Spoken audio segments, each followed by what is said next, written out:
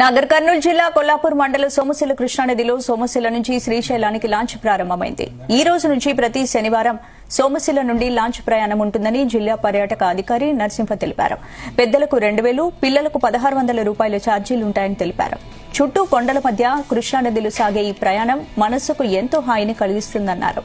6 గంటల పాటు నదిలో సాగే ఈ బోటు ప్రయాణాన్ని అందరూ ఆస్వాదించి ఆనందం పొందాలని జిల్లా పర్యాటక అధికారి కోరారు.